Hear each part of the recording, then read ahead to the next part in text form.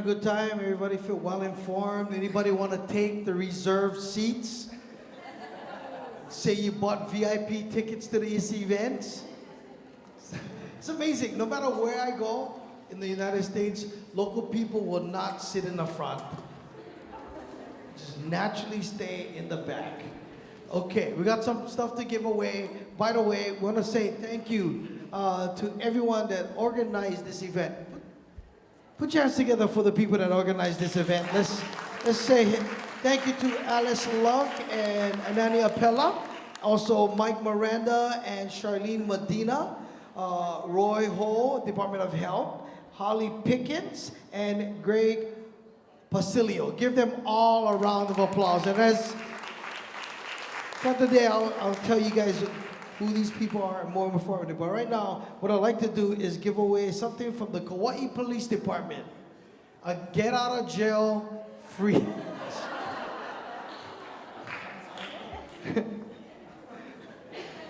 How big is the Kaua'i jail? Anybody? Nobody? Okay. All right, first person to show me a ticket, like that you got from a police officer. I'm just playing. Show me a receipt that's over $50. Come on. First person to show me. The first person. So the first person that, oh, look at that. Oh, that's a big receipt. Is that a car? It's a car rental. Smart. What is that? What you renting? Let me see what you're renting. Oh, look at, wow. Wow. A dart. Amazing.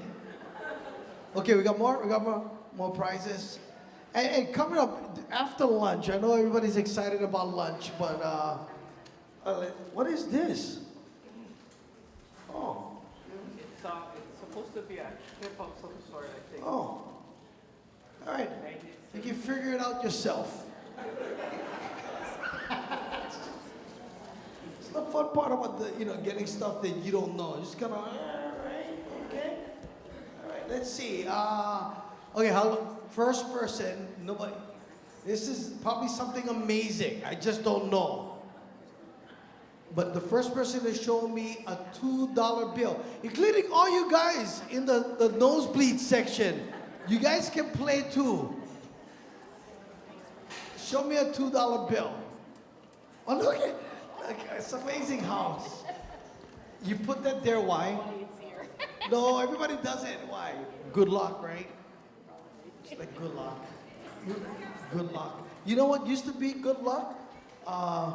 When you stepped on doo-doo in the grass. Wait, too late already. You remember good luck? You remember we are picking up the good luck, people. I remember when I was small, the dog on the grass, just let him go. You step on him and your friends went, oh, that's good luck. And then you flick the good luck at your friends. I don't know what's happening. We should let it go. Okay, you want to do one more thing? Let's do one more, and then I'll introduce our next speaker. Oh, let's do a raffle. Oh, this is it right here. I heard you get to stay for a weekend at the Coco Palms when it gets built in 20 years.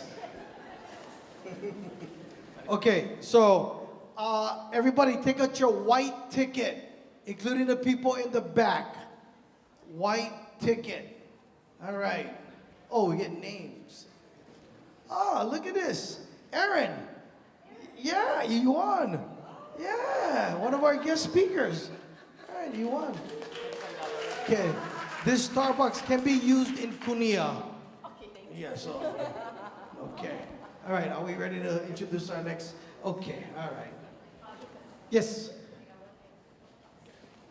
They need to, the people in the back, we're going to have games for the next session, but everybody, in order to participate. Oh, okay, so I heard the only way you can participate in the games, nosebleed section. You guys gotta make your way to this side. If not, you cannot play. Yeah, that middle part is a shield for you not to play. So if you like play, come. Yeah, during lunch. We won't buy it. Yeah. Just for this one. It's, yeah, I promise I promise this is gonna be a fun game. It's something I developed.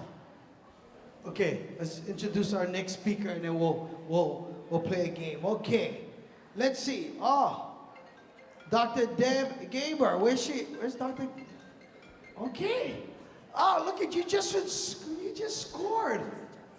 All right. So, okay, you guys, as she makes her way to the stage, a professor at the University of Hawaii. Everybody, come on, give her a round of applause. John A. Burns School of Medicine, Department of Psychiatry. Ladies and gentlemen, Dr. Deb Gamer. Hey, thank you so much. Is it on? Yeah?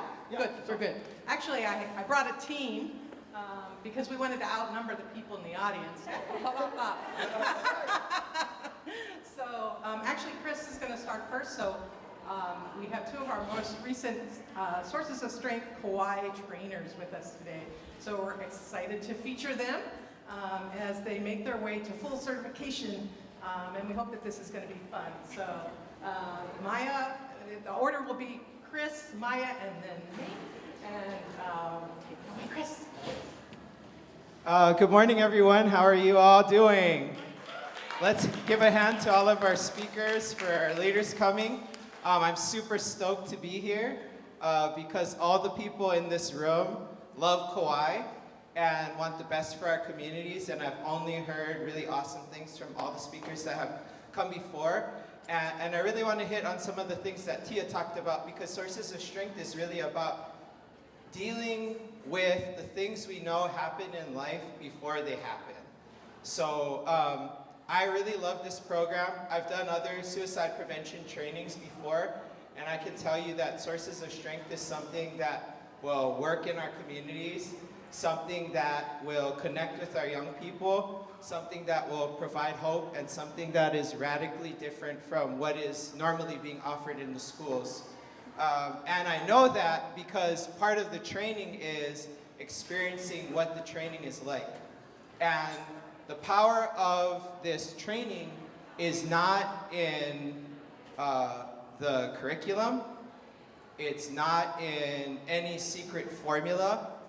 The power of this program is, number one, we show up for our young people and we listen to them.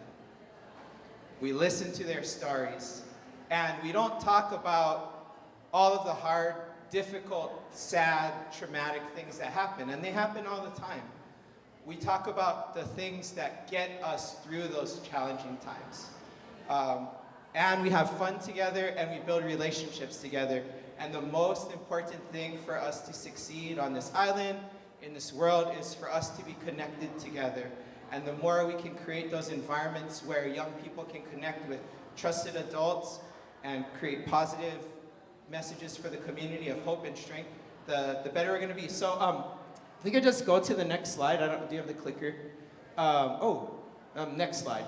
Oh, wait, no. Okay, we're going to do this. Okay, so, sorry, this is a game, okay? So if you are in the back, if you want to, we're going to do some more games, so if you want to come up front, you can, but in Sources of Strength, we have a rule. We don't, Tia was kind of talking about, minus 200 points for you, minus 200 points for you. So whenever we go into a new space, we don't force anyone to do anything. We always invite. So we invite you to come if you'd like to, and if you can still engage in the activity even if you're not up here, but there's going to be another activity where we need you to be close. So invitation only. It's just an invitation. Okay, so this first game that we're going to do is called Roller Coaster. How many of you guys have ridden a roller coaster?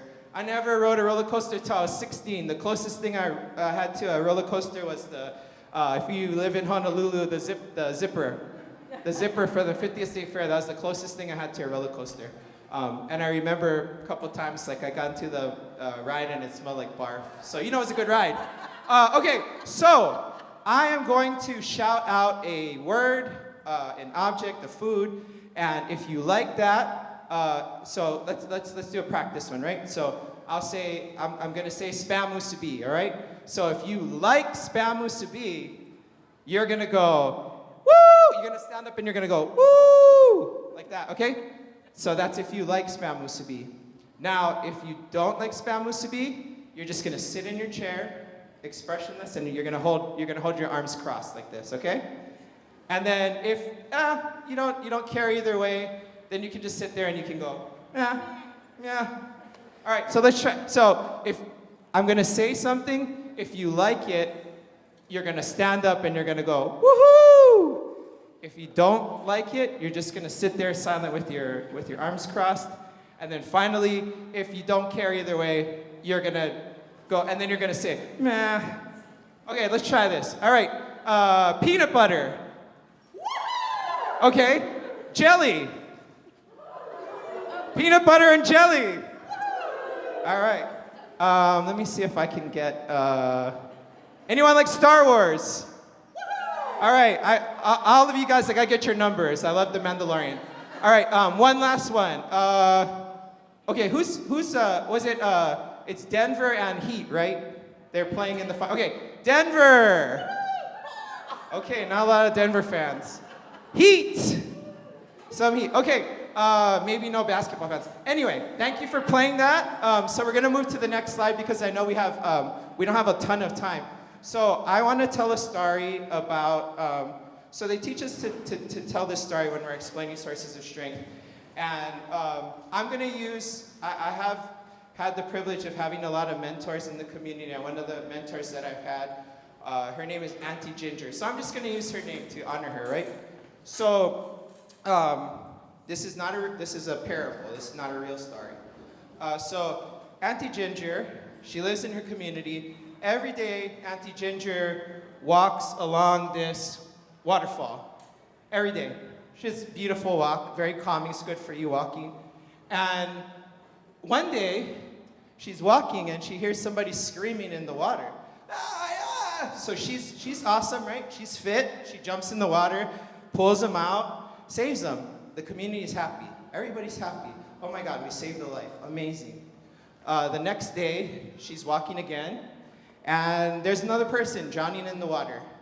She jumps in again, saves them again, and the community is like, man, there's a lot of people falling in the water. Maybe we should do something about it. So they're like, let's build some lifeguard towers. Let's train some people. In fact, let's train the whole community in CPR. That way, when people come out of the water, they'll have the skills to revive them if their heart's not beating. And so everybody's scrambling, tons of people falling in the river, and Auntie is going up the river. She's walking up the river, and everybody's like, Auntie, what you doing? There's people falling in the water. What are you doing? Why are you going up there? And she's like, I want to go upriver so that I can stop people from falling in the river to begin with. And that is really what Sources of Strength is about. Oftentimes, I'm going to talk about this a little bit later, but oftentimes when we talk about suicide prevention or we talk about suicide, we're talking about risk factors, we're talking about statistics that are very upsetting, and what we don't have conversations about enough is how do people get through that? What do people grab onto? What do people do when they're struggling? And so that's the difference between a lot of the traditional suicide prevention trainings and this strength-based training is it's really talking about what are those different assets, what are those different strengths in your life that you're going to tap into when things are not going good. And so what I want to talk about too is, so mainly we're upstream. We're focused on getting young people involved, getting them plugged into their communities, and really trying to strengthen that. But there's also benefits. So when something does happen in the community, when we train these young people, when we talk to them about seeking help, that it's normal to seek help, that not only is it healthy, but it's good for the community. These folks, these young people, when something happens in your community, say a tragedy of some sort, a lot of these young people that go through these programs they've seen in communities become the eyes and the ears of the community. And oftentimes, the peers will know much sooner than adults will when someone's struggling. In fact, when they do this training, they're 4 times more likely to actually refer a friend that's struggling to help. So the next thing I want to talk about, I kind of hit on these already, but if we can advance the slides. So sources of strength is different in a lot of ways because it bridges the gap between a lot of the traditional suicide prevention trainings. So normally, like I said before, and I've taught suicide prevention classes, a lot of the times you say like, you know, this amount of people, if you're a young person, you're 20%, you know, you're likely to face depression, you're likely to face suicide, anxiety, but we don't talk about, we talk about strength. It's focused a lot on sadness, on trauma, and what I've seen in my own life, I can't speak for anybody else's experience, but when we have those conversations, sometimes it tends to get people stuck. They get stuck in that sadness and that trauma, and we're not thinking about, hey, we woke up this morning, hey, we went to class today, hey, we brushed our teeth, hey, we smiled and said hi to our teacher when we walked into the classroom. We ignore all of those things. And so sources of strength is not focused on the sadness and the trauma. It's focused on what's going well and making that better and more excellent. The other thing too is that this is a very peer-led program. So the kids lead the program, the adults don't lead the program. Oftentimes, suicide prevention has been kind of that sage on the stage, standing around, giving you advice. That's not what Sources of Strength is about at all. And then finally, can we advance the slide? Yeah, we can keep going.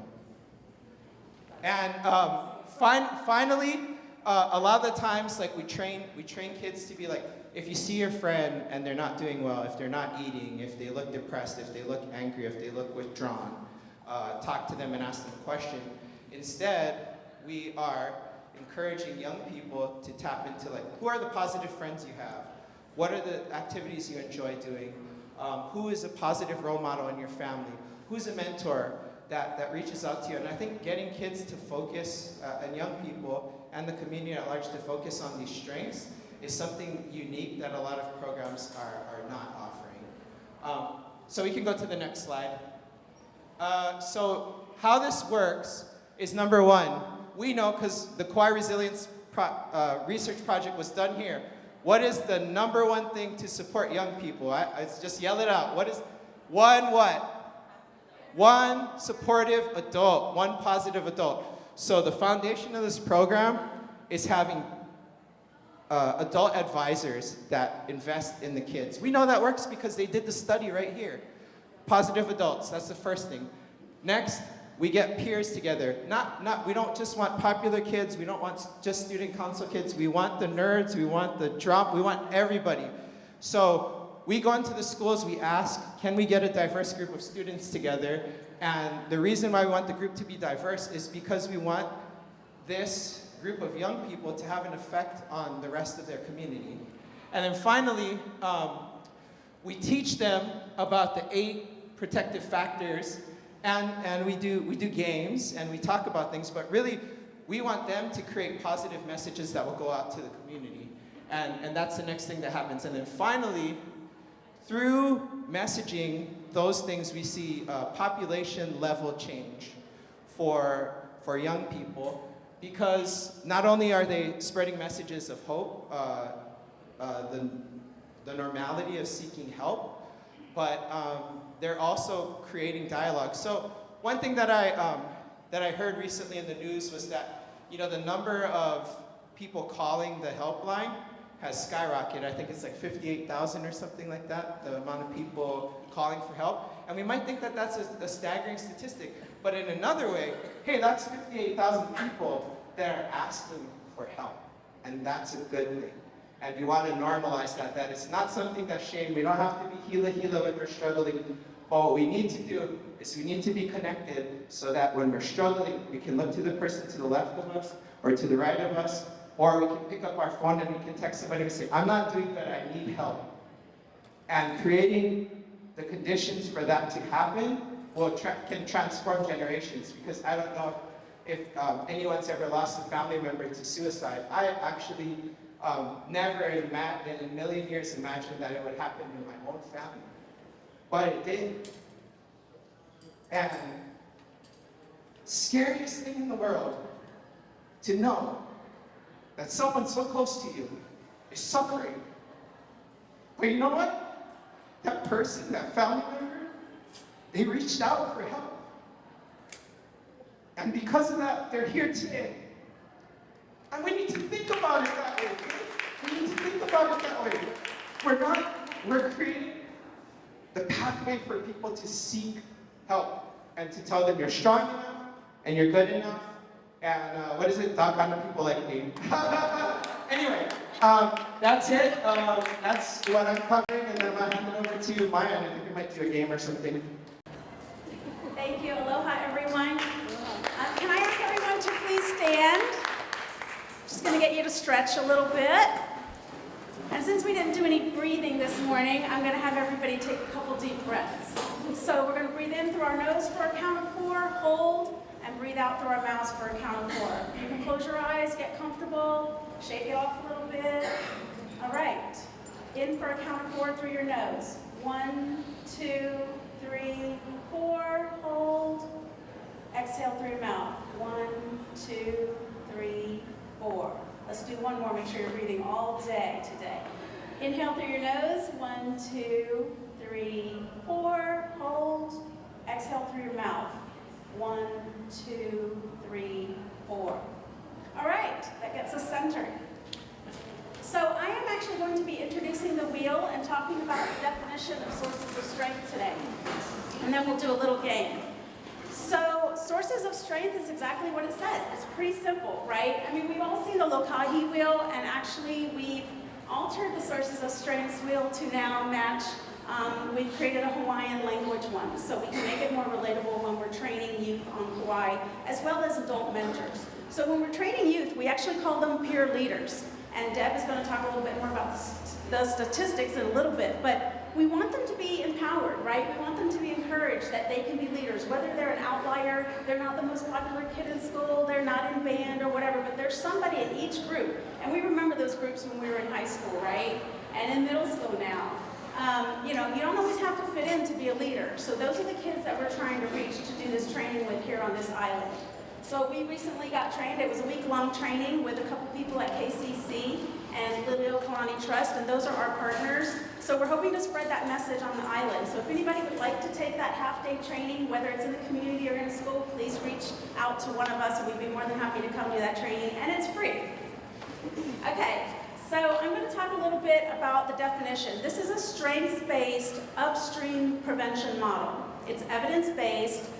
Mark, the founder, created it in 1998, and he was actually a former police officer, and he was seeing the struggles of the youth and the community, and he created this program, and it's been, gosh, 30-something years now, yeah?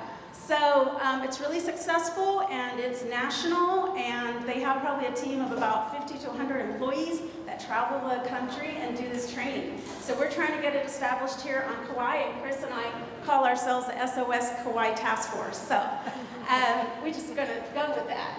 All right, so basically Chris said it, but I just want to reiterate the definition that Sources of Strength employs a radically strength-based approach to suicide prevention.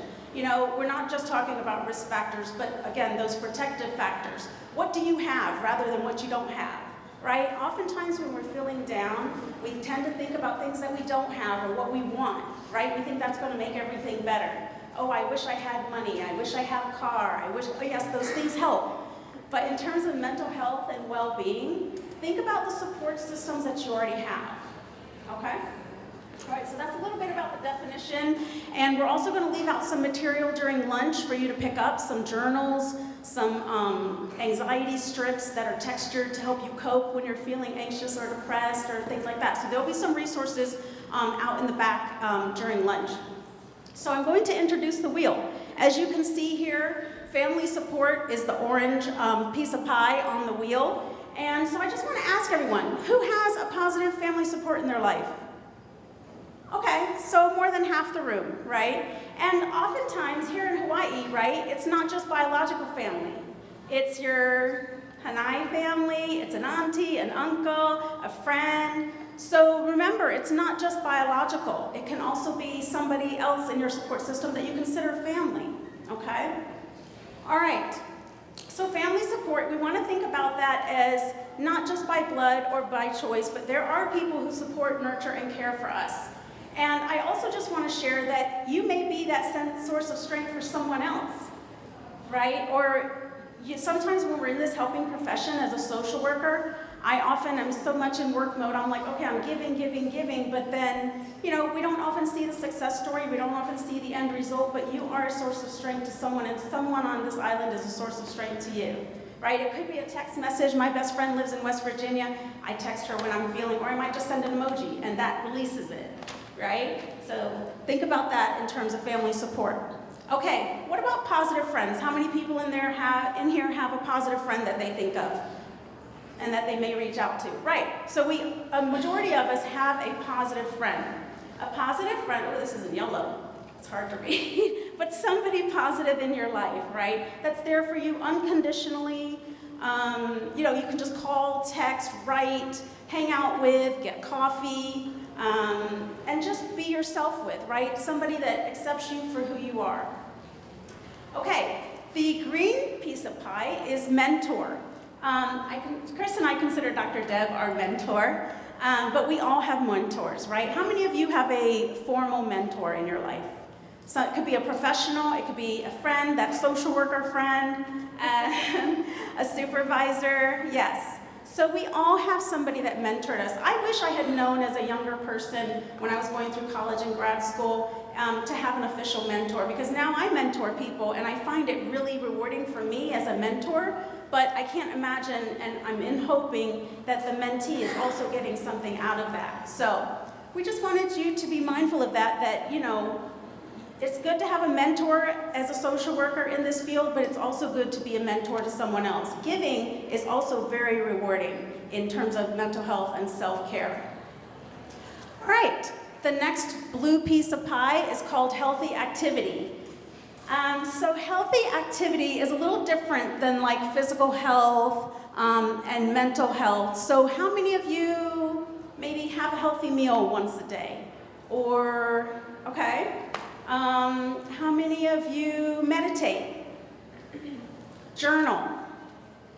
Okay, so those are all considered healthy activities, and what's a healthy activity for you may not be a healthy activity for you. So there's no judgment here in any of these, and what I love about this is it's very personal and individual, but it's also something that you can teach and share with your community. Okay, the next one, generosity. This is probably one of my favorite ones. I think all of us in this field practice generosity, whether it's through work, our personal life. I think of it as, I wouldn't be doing the work I'm doing if I didn't consider myself a generous, caring, compassionate person. It's selfless work, but it's very rewarding, if that makes sense. So how many of you think that you practice generosity on a weekly basis? Right, and it doesn't have to be money, it can be time to someone, it can be listening to someone, it can be, taking 5 minutes out of your day to take a coffee to someone, something like that. But this is something I want us to focus on a lot more in our community, is generosity. And again, it does not have to be something material, okay? Just somebody to listen to. Spirituality is the purple piece of the pie. How many of you consider yourselves spiritual? Okay, so about half. And it doesn't mean you have to be religious or go to church on Sundays. I practice that spirituality at home, or taking a walk in nature, or observing the sun when it comes up in the morning, or seeing a butterfly fly by, right? That's my spirituality. So also being mindful to practice that in your daily tasks, and taking 5 minutes out of a day for yourself. Put it in your calendar. We put everything else in our calendar, but these are things that we need to put in our calendar too for self-care and mental well-being. Okay, the next one is physical health. So yesterday somebody presented that we have to do 150 minutes of exercise in a week, right? About 30 minutes, five days a week. How many of us get enough physical activity? Okay. How many of us would like to get more physical activity? Right, more hands go up.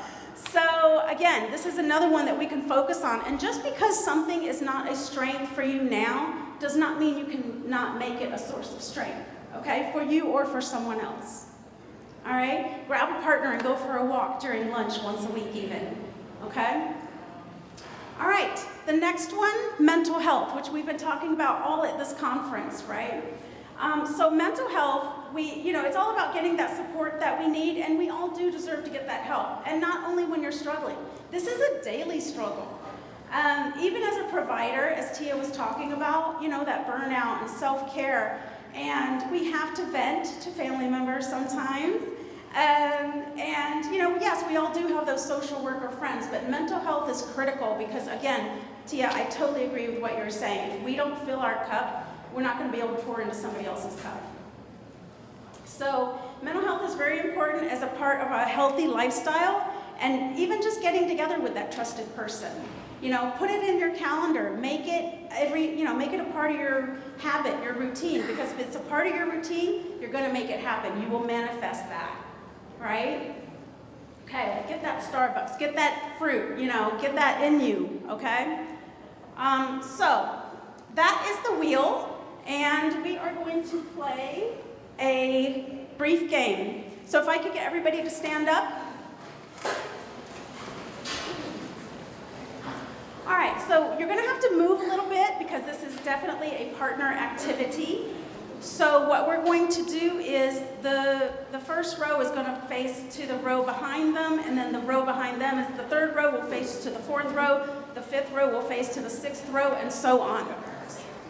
Oh yeah, or find a partner if you're too far away from someone. So find a partner, somebody preferably that you do not know. Do not partner with somebody that you know. Partner with somebody you don't know. Move around a little bit.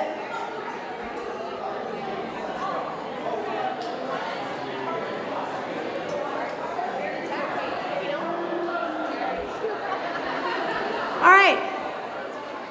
If you have a partner, the first question is, what is your favorite part of your community? What's your favorite thing about the community that you're living in? Take about a minute to share.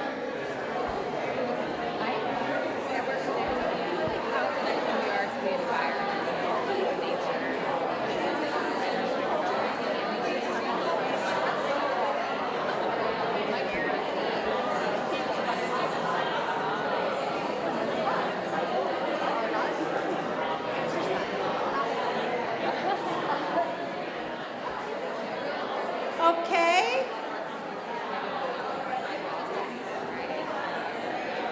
Thank you, everybody. Okay, I'm going to ask everybody to move over 2 steps if possible and find a new partner. Somebody you don't know. 2 steps over, find a new partner. Somebody you don't know. Just find a new partner. Okay, are you guys ready for the second question? Find a new partner. New partner, somebody you don't know. Second question. What is something that you are grateful for today? Something you are grateful for today.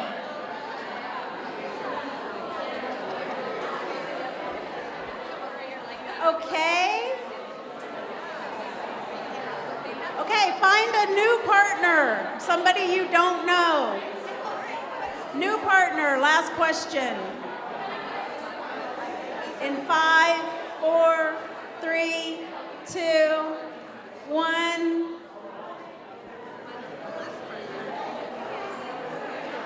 Okay, we're going to talk about who is a mentor for you and why. Who is a mentor for you and why?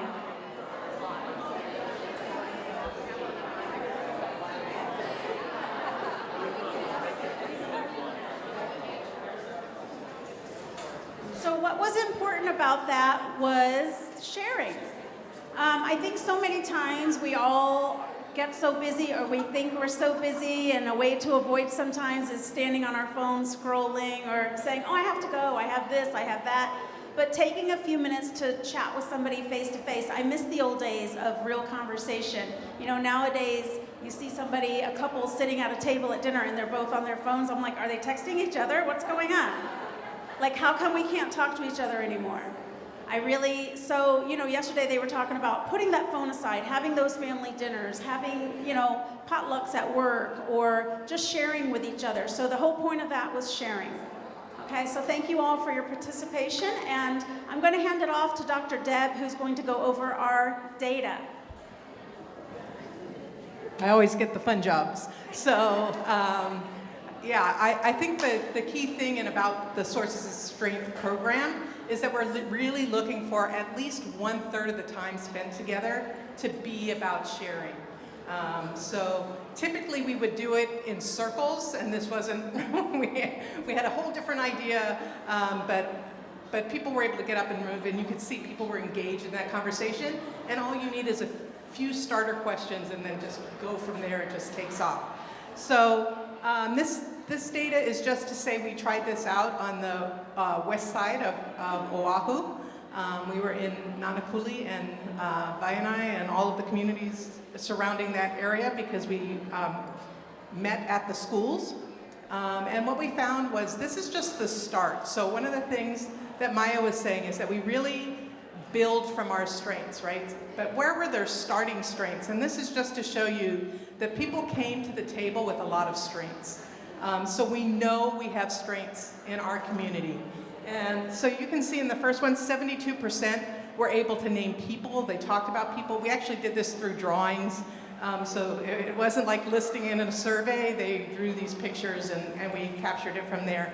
And sometimes it was hard to tell whether somebody was a mentor or a family member, or especially the way locally we think about family, right? So if somebody's really giving, we do think of them that way. The next highest was healthy activities. Those are all those different things. And then the third highest was spirituality.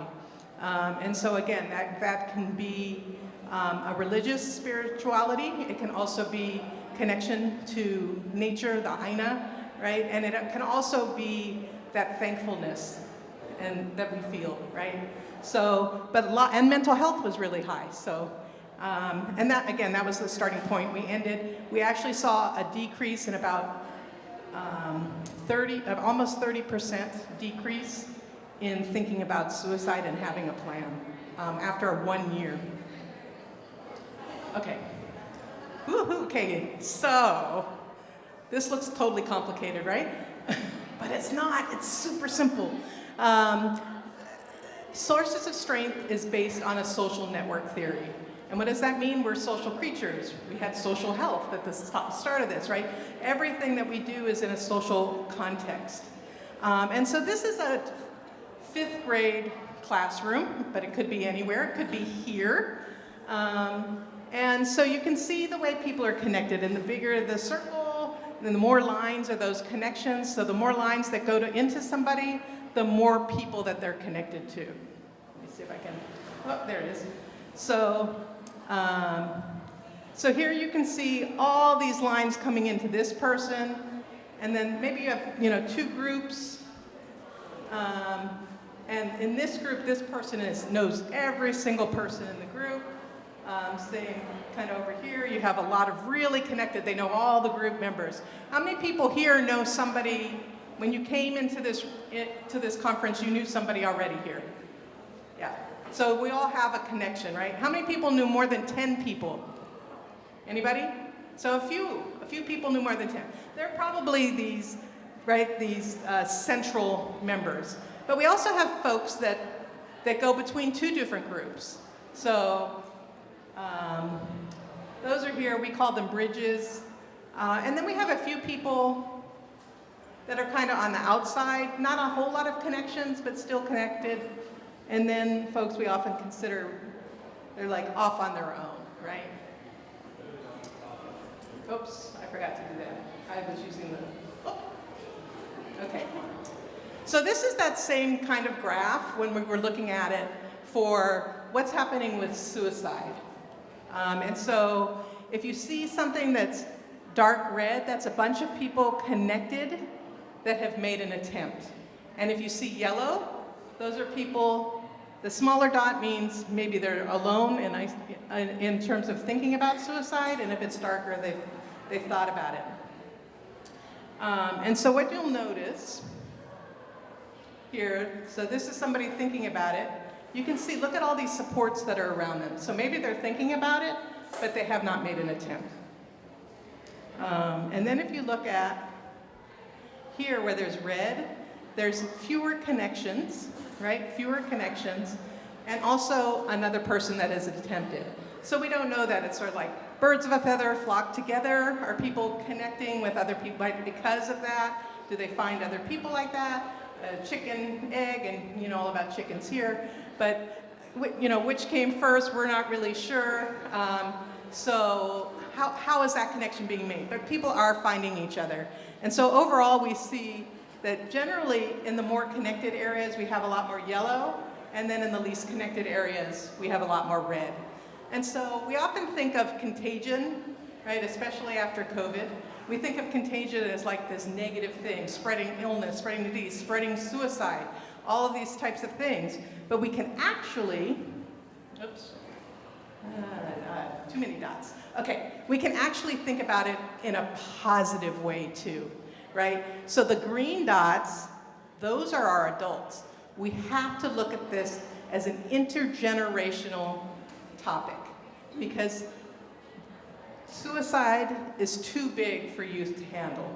They are, in fact, talking about it. They are, in fact, telling their friends, right? But if we can't connect them to adults, to connect them to help, it's not going to work. So all of this is how do we best do that? We do this by linking up and making the connections between youth and between youth and adults. And the more that we can do that, the more it can spread out. And so that's the basic design behind it. I just want to say that this is not not a new idea. It goes back. This is actually the Big Island. And look what it looks like. It looks just like that social network map, right? These are our ideas. These are the wisdoms that have been shared for a long time. So, you all received tic-tac-toe. I want you to take that out, if you will. And I want you to fill that in. What helps you when you're down? I want you to fill it in with your own personal, like just think about it for a moment. It's something you can reflect on later, but just quickly fill in each of the squares, something that helps you. Think of the people that help you, family members, somebody you hold in your heart that can help you, somebody that your positive friends that you can help you. I want you to think of all those healthy activities that you do, things that help you in terms of the activities that you do, whether it's baking or running or just getting your feet into the ocean, whatever, you know, and reading, right? Like it's just whatever, art, whatever you do, put those down. I want you to think of the places that you go that can help you, that can ground you, all of the things that help you. Maybe you have more than 9, but for now, we want you to just get 9 of those in. So I'm going to give you a minute. I just wanted to mention also that there's a QR code on this handout that goes to a survey. If you're interested in connecting with us after the conference or any training or getting young people connected, please take that survey, and if you did, we'll have some goodies in the back for you, so come see us. Okay. Have people gotten something in there? You feel you have something filled out? All right, so we're going to get you up again, and I want you to go around and find another person with what you filled in, okay? If you know people, if you have some previous social connections, you might think you know what they put in, so you could start that. If you get tic-tac-toe, the first to get tic-tac-toe, we have a prize for you. Shout out, tic-tac-toe, okay? Maya and Chris are gonna look for people for the tic-tac-toe for me. So we're just looking for 3. I'm not gonna make it doesn't have to be in a row. The first for 3 matches. And if you are so fortunate to find your soulmate in this room, the person that has all 9 squares in all the same 9 places, drop everything, leave with them, and we don't need to see you again, okay? So, all right, let's get up, move around, find some new friends, old friends, see who you can find, and let's get tic-tac-toe.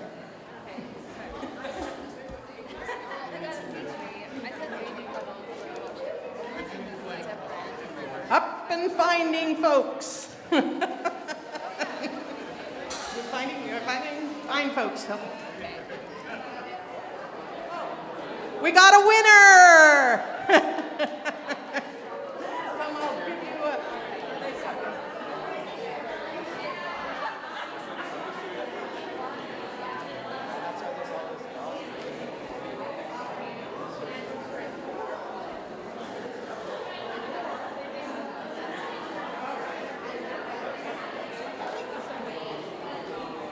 All right, if we can come back together, this is something you're going to be able to do over lunch and share. It gives you some conversation starters. If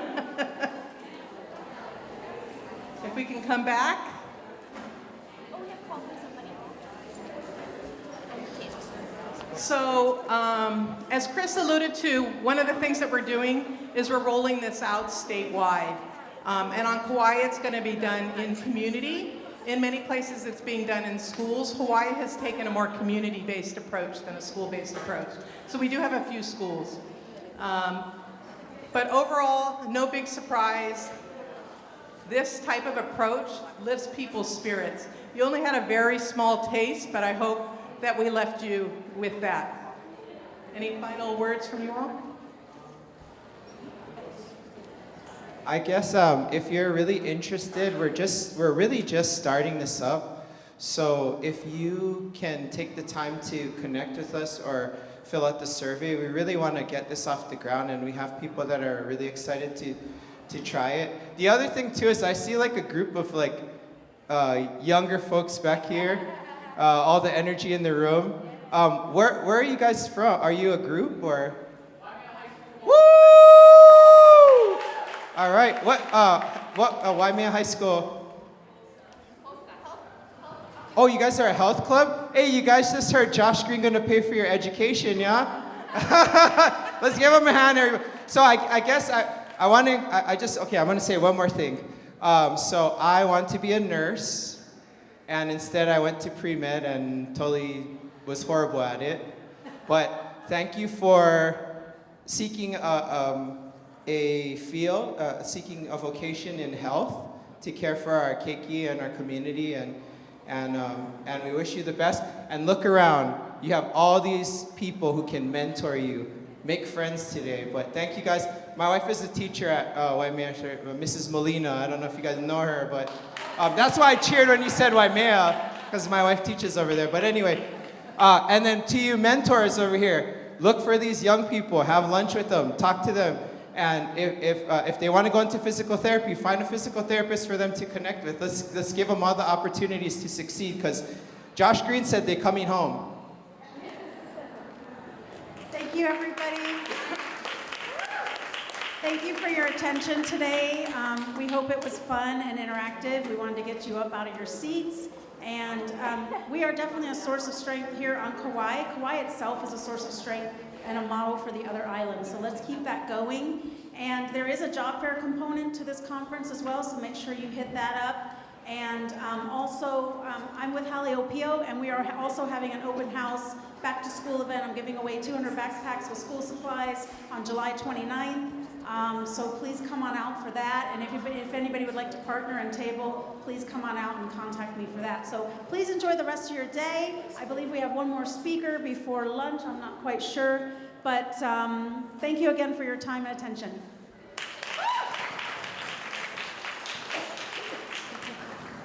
All right, everybody, come on. Deb, Maya, and Chris, come on, yes.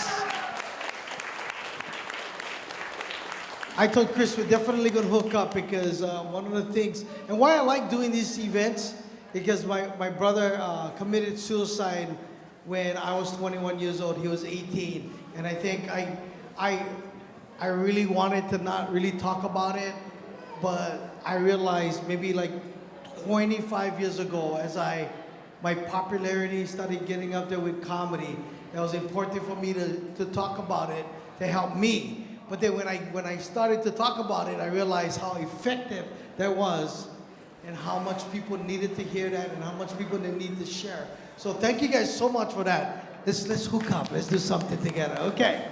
All right, let's give away some prizes before I introduce our next speaker, which I'm so interested in because how many of you guys do this with your child? And they look at you like, oh, no, no, no.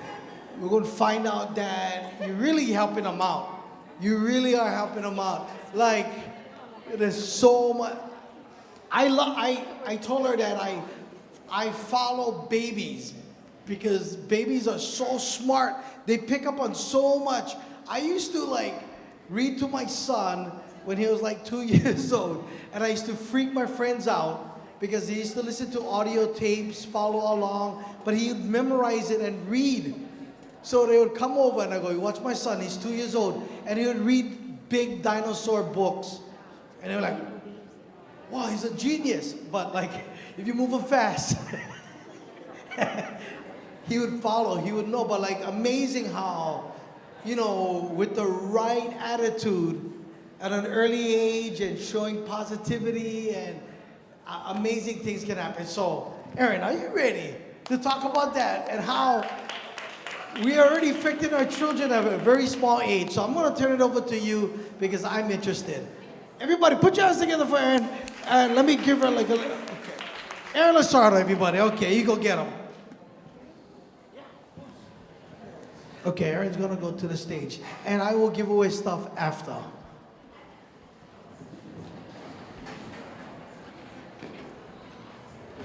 Hello? Okay. Hi. All right, well, I think that he could have just done my whole presentation. That would have been a lot more entertaining. But thank you so much for the introduction into what we're gonna talk about for the next, I'll try to make it quick, so that we can still get lunch and have our time to bala'au with one another today as well. So, I'm Erin Henderson Lacerdo. I work at the Association for Infant Mental Health.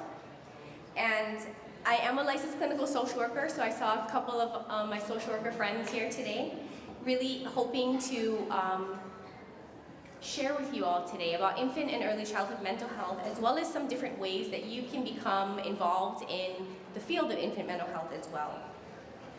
So we're just gonna do something very briefly, which is just to imagine for a moment that you are a little baby, perhaps like this in a crib.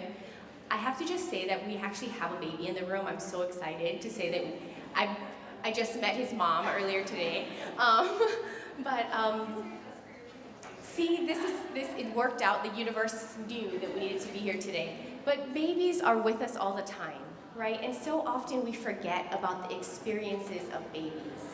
And so if we can pretend for just a moment that we are like a little one, perhaps in a crib, perhaps somewhere else, but just in a place where you really aren't able to do anything for yourself. Sometimes I think if I had broken both my arms and both my legs, that it might be kind of similar to not be able to do the basic things, like drink some water, or maybe scratch my nose, or maybe ask for something, get someone's attention. And babies are very much like that, where they aren't able to move the way that we can as adults, or to communicate in a way that can get someone's attention very easily. And so even though we aren't in this kind of a place, we still can envision what that might feel like. There's a few things I'm hoping that you will all walk away with today. And the first of that is that there's no such thing as just a baby. There's always a baby in someone. So this was a quote from Dr. Donald Winnicott, who was a psychologist, who spent first part of his training career as a pediatrician, actually. And really when we think about that, when do we ever see a baby without a caregiver? We don't. We really don't. And so let's think about that a little bit. So I knew we'd have some high school students in the audience, and even then I realized I don't know if this is even a relevant movie anymore, because I'm kind of old. But The Croods, how many have watched The Croods? Yay, more than I thought. Okay, wonderful. So this movie, for those of you who haven't watched it, is about this, like prehistoric kind of family. And they're just trying to survive. They're trying to survive. They've got these monsters and these like plants that eat you and all kinds of things. But what do? They stay together. They stay together as a family. And we see this little baby here on the edge. She's digging her nose. She definitely wouldn't make it without the help of her family unit and for the people who cared for her. And so if we think about it, biologically, as social animals, we really are biologically required to have the help of another. I hope I'll make another connection to this later. I promise it wasn't just for fun. But let's fast forward, a few thousand years from the Croods and look at our animal kingdom. And when we look at babies in other areas of the animal kingdom, we see babies like this giraffe here, who, with the longest neck, can still hold up its head right after being born, as well as this baby elephant, who is still covered in its mother's afterbirth, and yet is doing something that our human babies can't do until they're nearly 1 year old. And so these babies are much more equipped to survive the world than human babies are. Because look at our human babies. We protect them with so many things, right? We know that they need 5-point harnesses for things, that they need mittens to keep themselves from scratching, that they need sometimes pacifiers, and entertainment even, as you will.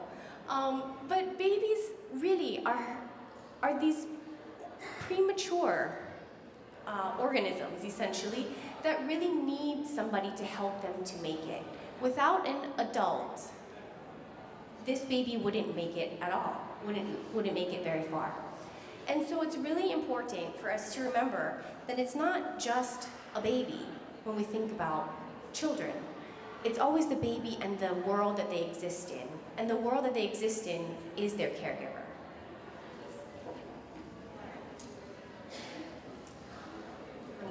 I'm clicking something. Here we go. Okay. And so when we think about little babies, we sometimes think, oh, that's okay, they're so young, they're not going to remember anything. Oh, it's okay. These are like things that we say all the time, but if you see this child's face, under the age of 2, has made many, many, many different expressions. We see happiness, we see joy, we see worry, we see fear, we see curiosity. Within a few minutes of spending time with any toddler especially, you'll go through the full gamut of emotions, right? And so how could we believe then that babies don't have mental health? If we can see these emotions displayed on a child's face, where do they come from? How could they not have mental health?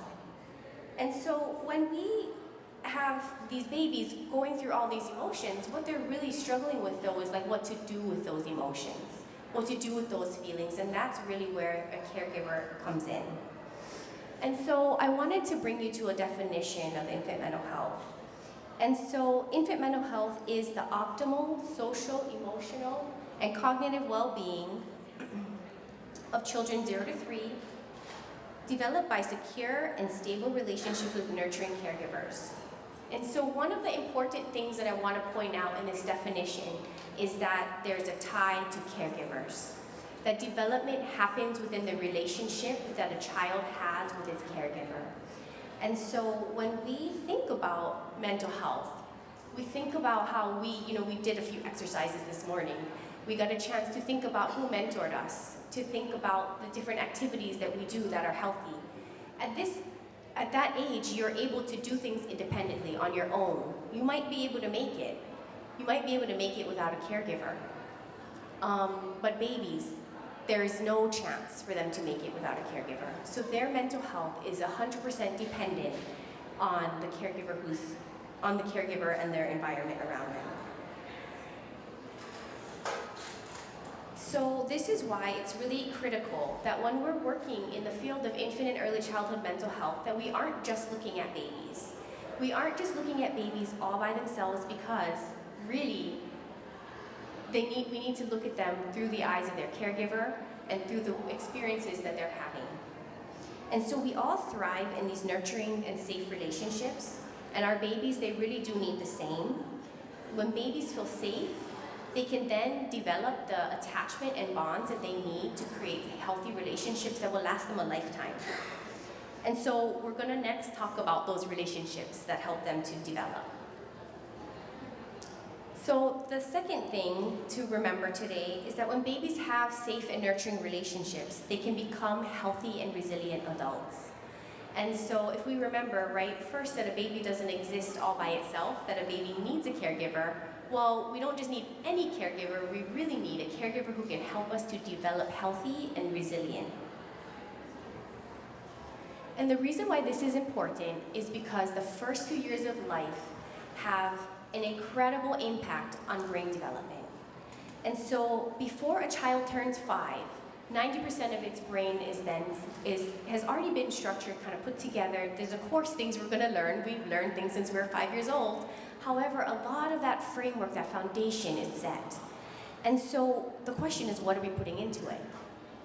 And so these relationships are really important to be developed at an early age, because we're already laying the foundation in the brain, in the neural pathways for later in life. And so it really is important for us to think about the critical time period that is prenatal to 3, where rapid brain development is happening. So I did want to share this slide here about neurons and synapses, and I know that we had a great slide earlier about the social network, and it made me think a lot about how this brain development is so similar with the connections, right? The connections that are happening. The more connections happen, the darker those connections become. And so you can see that on the far left, where the newborn has some connections, they're there, yes. And at 1 month old, there's many more connections. And if you look at by 2 years old, that's very dense. You can hopefully see it from where you are, but there's a lot of lines and nodes that are connected there. A toddler's brain is actually more active than a college student's brain. That like blows my mind every time I think about it. So if a child is making all these connections, right? The question is then, what kind of connections are they making? What kind of experiences are they having? Do they have a relationship where when they smile, somebody smiles back at them? Do they have a relationship where when they cry, somebody responds? Or perhaps they don't have some of those. And so what's really important is that the more and more experiences repeat, the more they get wired together. And the more they get wired together, the stronger those things become. And so the repetitive experiences then create permanent connections. And the more that we are doing things, you know, I guess I always think about, so my family's in construction and electrician and plumbing, a very blue collar family. So I can't help myself but always use a reference to building a house. And when we think about the wiring of the house for electricity, we all have our breaker boxes, right? And from there, the electricity runs to all the different rooms.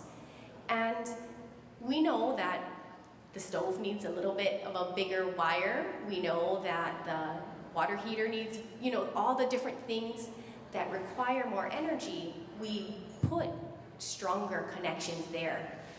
And so just like that, in the brain, those things are happening, right? When we know that we need a stronger connection, our brain is making a bigger wire for us neurologically. And so the more that we can build these connections with babies, the real the better it is for them. But the real issue here is that regardless of what kind of experience it is, those connections are happening.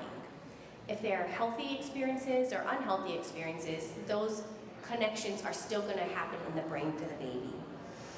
And so that's where these patterns begin to come. I am hoping that this video works. We'll see. All right, thank you. So that video from Circle of Security really highlights what a healthy relationship would look like, right? We can all think about the people in our lives who have been those hands on the circle for us, those who push us out and help us to explore. Maybe it's those mentors that we were talking about earlier. But our hope, of course, is that children have this experience, that they have the experience of somebody who's there to hold them, to be there to help them explore the world, but then also when the world is a scary place, that they have somewhere safe to go to and to return and to honestly fall apart. And so what is really important, and something that this video doesn't quite touch upon, is of course the critical nature of brain development at this age. And so because we can see these relationships and patterns happening all the time around us, the most important age, that's going to lay the pathway for all future really is these first few years where the brain is rapidly developing. And when we really think about it,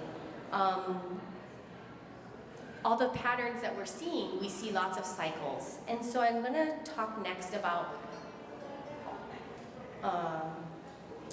being bigger, stronger, wiser, and kind. That really is what we're hoping that the experience is for all children. And the Circle of Security really does define that central relationship as being critical to being the partnership between the child and their caregiver. And so the question though is, what happens if that relationship isn't bigger, wiser, stronger, and kind? Because as we know, unfortunately, many children do not experience that on a regular basis. And so that's when adults can become very scary, or perhaps they're unpredictable, or perhaps they disappear altogether. And so we can take a look at some of these adverse child experiences. The Kaiser study that was done a while back, many of us know lots of things have come from that work. And identifying how these specific events are tied to statistically showing early shortened life expectancy. And so if I look at this though, it's not just, abuse, neglect, household dysfunction. As an infant mental health professional, I really see these as relationship-based challenges. And so the relationship is that their caregiver as a child was perhaps physically harmful, or was perhaps emotionally abusive and made to feel as if you weren't good enough as a child. And so a lot of these different ACEs, as they're called, they really can be seen as relationship traumas as well. So their environment in the form of a caregiver really was not a safe place for this baby or child. And I remember when I was first trained in ACEs and I had asked the researcher, what is it that contributed to the shortened life expectancy? Like really what caused that? And that specific researcher told me that from what she understood, a lot of the early demise was statistically due to substance use and suicide rates. And so if we think about that, those are both mental health or behavioral disorders that we can all work to support and change. And when the relationship is at risk, we really have a lot to lose. And so with that as an understanding, it really is clear that the earlier that we can support babies and their relationships around them, we really can set them up to succeed in school and in life, and to form close and personal relationships, and to find joy, and to find happiness. We dream of a world, I guess, where trauma doesn't happen. We really can't stop all trauma from happening. That is kind of part of life. And so the question then becomes, well, how can we build resilient people so that when trauma does happen, it doesn't happen as, maybe not as intensely, or maybe it's not as impactful, or maybe it's just something that we can metabolize a little bit more. And so a big portion of infant mental health work is understanding that trauma shows up in families, and it shows up in the way that they parent, it shows up in the way that they raise their children, and it shows up in the way that they respond to things that happen. And so what happens to adults are always going to be impacting babies. And so building healthy infant mental health is really important as an opportunity to assure that children grow up to be healthy and resilient, because they will have relationships that will buffer against those traumas. And we're trying to develop that as early as possible. So what happens in these early years really will happen and affect a lifetime. And so we really should all care about our babies, because guess what? They all turn into adults. And so that's really where we all come in. So there are many different ways to be in the infant and early childhood workforce. And I'll just share with you a few things today. So I wanted to share about Aim High as a first step, just because we are the Association for Infant Mental Health in Hawaii. So we do aim to be a resource and a hub of information, as well as professional development experiences for those in the field to learn about and specialize in how to support the mental health needs of our babies. And so, yeah, I just wanted to say that. We do believe that the field is not just made up of mental health professionals, that the field is made up of many different people. It's an interdisciplinary field, and we'll talk more about that in a second. But the most important thing about this field is that people understand the critical nature of early relationships, that they really are key to developing healthy and resilient adults. And they really are committed to the movement. The professionals in this field are committed to the movement that provides support for those first relationships, and as well as the people surrounding them. So you might be able to see, but the smallest slide, the smallest circle I should say, really are babies, and we often think of things in circles, and how our babies are held by their caregivers, and our caregivers are held by the providers in the community, which is then held by our policymakers, and all of our goal really is to keep the baby in mind. I'm realizing you probably can't see that from where you are, so I will try to read that out for you. What I'd really like to highlight here, that there's different kind of buckets of work in what the infant and early childhood workforce can look like. And on the far left is our promotion field. Promotion. And then next would be prevention. We also have our intervention, and then we have our mentoring and support. So if we want to borrow our analogy from our friends who just presented with that waterfall, we would see our promotion and prevention as being at the source of the waterfall or the river. Our intervention as that auntie, I guess, who jumped in to save people. And then our mentoring and support would really be like the community that helped to make help less people fall into the waterfall. So I'm going to go into each one of these a little bit more in detail. So if we look at our prevention friends, who provides infant mental health prevention? Those would be our child care providers. Those would be our kupuna, who might be raising children, or perhaps those who are providing in-home child care services. We're also looking at our pediatricians, our healthcare, our nurses, our healthcare centers, our Native Hawaiian healthcare systems, our clinics, all of those places where children go, you have an opportunity to support their mental health. We have lots of home visiting programs, as well as early education and early childhood programs, and those would fit as well into the infant mental health prevention providers. And we would also like to include those who are working with children with special needs, whether that be in our early intervention section or in our Department of Ed, special ed services. and all the supports around them. Those are all considered prevention support services for infant mental health. And then I have to just say, this is what happens in intervention. We have babies on a couch, right? No, that's not really what happens. Okay. So when we talk about intervention providers, it's not our babies on a couch with our therapists. It looks a little bit more like this, where we're looking with a caregiver who is learning how to read their baby's signals, read their baby's cues, interact with one another, delight in that baby, teaching that caregiver, how do we come back from maybe a really tough experience? Maybe I wasn't there to protect you when I wanted to be. Maybe I was being victimized by my partner and you saw that happen. And maybe that was something that makes you wonder if I'm gonna ever protect you if something happens.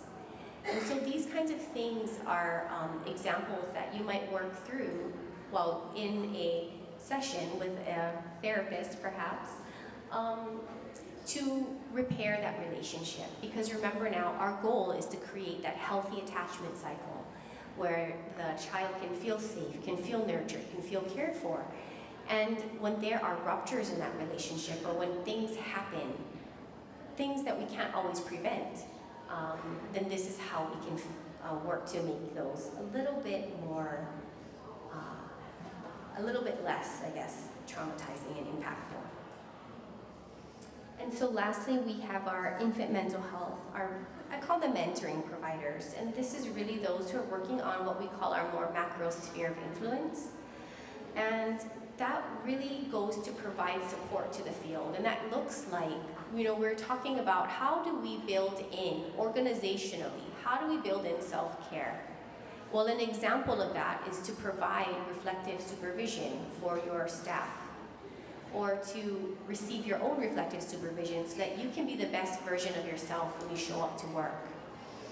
And then, so that is an example of one of the hallmarks, I'd say, of the infant mental health field is having built-in supports to be able to ensure that our workforce doesn't feel burnt out, our workforce can feel more charged up and ready to go. And we also have lots of consultants in this field. They might provide support to programs directly. They might also be the ones that families turn to for some support before getting referred to other services. We also have researchers in this field, and so there's lots of studies. I was talking with Chris for a second about how there's like different research studies that happen with babies. And all these research studies add to the body of evidence to help people recognize that babies really do matter. Babies do remember. Babies do have feelings. And all of those things are happening all the time. Those brain connections are happening all the time. And then we also have our policymakers, right? Our policymakers who can make decisions about things that can determine, whether or not a family feels supported so that when they do walk in that door at home, they are able to best parent in a place where they can feel calm, where they can feel regulated, they can feel supported. And so there are lots of ways that our policymakers can also be infant mental health informed to help create a society and a system that then actually supports families and babies. And when we also look at faculty, we have, we heard one of our nursing partners speaking earlier about, needing to have more faculty just to train the staff, to train future workforce. And so we do need people in higher, institutes of higher learning who are interested in supporting and developing the workforce to keep going forward, and to have specializations available, certificates, or whether it be programming, that can help people to learn more and specialize in the field of infant mental health. So I did want to just bring up another slide that you probably can't see from there, but more on consultation, and I'm just saying this because I wanted to highlight that there really is a need for mental health consultants who specialize in infant and early childhood mental health. A lot of, I'll give an example. I was reading a website of a play therapist which is one modality of therapy. And that specific play therapist did not believe that children under the age of 3 showed symptoms of trauma. That was what they had put on their website. And this is a Hawaii-based person. So this isn't like a mainland example, this is a here example. And for me as an infant mental health person, that was just like, I really gotta talk to you about this. Really gotta talk to you about this because babies do, at very young age, have emotions, they have feelings. They aren't able to express them. They might not remember the way that we do, but their bodies remember. And so how can we help other people in the field learn about and understand that babies do, in fact, have mental health, and that we have many specific treatment models that can actually support that, that relationship into developing into a healthy one, even when some of the unhealthy patterns have been in existence. So the 3 things that I'm hoping that you take away today are one, that infants and young children do have mental health. We have mental health. We have physical health, we have mental health, and as we were talking about earlier, we do so many things to take care of our physical bodies, and yet we forget often to take care of our mental health as well. And so the baby is impacted by the adult who cares for them, and if that adult is experiencing depression or anxiety, what does that look like for this baby? What is that baby's experience? What experiences are then shaping that child's brain development? And what does that baby then expect the world to look like? And so we can, I wish I could actually talk to you guys for a really long time about babies and their brain development and mental health, so I apologize, I do feel like this is very, very surface. Babies, but if you have to remember only 3 things, I think these are the 3 things that you could walk away with today is, yes, babies do have mental health. 2, babies develop in relationships. So all of your services, do they include caregivers? Do they include the baby? How do we work so that we can look at not just treating the baby or treating the adult, but treating the relationship that they have? How can we shift our minds to look at the relationship as the key driver for change? And then the last thing is that there are many different ways to be an infant mental health field. Even if you think maybe, I'm going into nursing or something, that's not really infant mental health. Well, yes, it is. It is, because you're gonna have a baby who comes in that room at some point. You're gonna work with an adult who is most likely a parent. So what are you doing to support them? How are you asking questions that might give you light to see what is this child's experience? A couple of examples I'll give quickly are just, I have a baby, I have two little ones, and a few things that I wish that my pediatrician would ask. How many caregivers does your child have? Where do you guys, what kind of house do you guys have? Where do you guys live? What is your home environment like? Why is that important for a pediatrician? Well, what if my baby isn't really crawling yet? But my pediatrician doesn't know that we actually live in my van. So I don't have a space for my baby to crawl in. So taking that framework of looking at the baby, not just as the baby by itself, but the baby in its relationship with others. Is the pediatrician asking me, Mom, do you want to talk to somebody about being a mom? Do you have some questions about your own mental health? Are pediatricians asking questions like that? Some of them might be, but some of them might not be.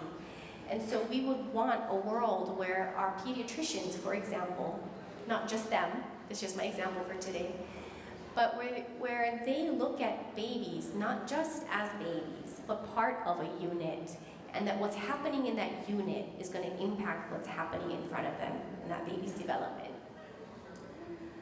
And then last, I was going to share one more example, but I forgot now. Yes. So if we're just, all of the different fields that we are working in, regardless of what part of health we're talking about, we all have the ability to impact mental health. I just think, a couple months ago, I was at the grocery store, and my toddler, he decided he didn't want to go in his car seat, because everybody knows how that feels, right? And then, so he's of course really not happy about that, and I'm like, come on, let's get in the car seat. And he's like, no, I don't want to. And then the car next to me, I hear it beep. And I'm like, oh man, they're coming. They're gonna go in their car. I'm like, then all of a sudden I'm stressing out, like my baby will not get in the car. I'm like the worst mother on earth right now. And I am right about to turn into that parent I don't want to be. I'm about to turn into the parent who is gonna be yelling at my kid, perhaps shoving them in the car seat, and probably saying a lot of things I'm not gonna say today. And what happens is I turn and I look, and there's a truck next to me, and he just goes, hey sis, no worry, take your time. I don't have to be anywhere right now. And immediately I could just relax, and I could just be the parent that I wanted to be, which was the parent who was gonna then, okay, this is how we're gonna get in the car seat, and I could actually talk slowly and not rush and not feel as if I wasn't doing a good enough job. And so everybody has an opportunity to impact a baby's mental health, because we're impacting and interfacing with adults and people who care for babies all the time. And so the kinder we can be to one another, guess what? We're actually able to help babies have better mental health. And so I'll leave you guys with this quote. This is from one of the trainees in one of our programs, and what they said was, the most useful lesson was how important the baby is. My focus in my work has always been the family as a whole, or the problematic child, or teenager, or preteen. By learning more about babies, it taught me more about prevention and to support the baby before he or she becomes that problematic child or teenager. And so really, if we can focus our attention to supporting the mental health needs of our very youngest, we're going to be building healthy and resilient brains that are then going to turn into healthy and resilient adults. And we really can create a thriving, resilient community just by helping and supporting our babies. Okay, so if you want to learn more, I can really tell you more like data and more things like that, and show you more videos that actually could be very helpful as well.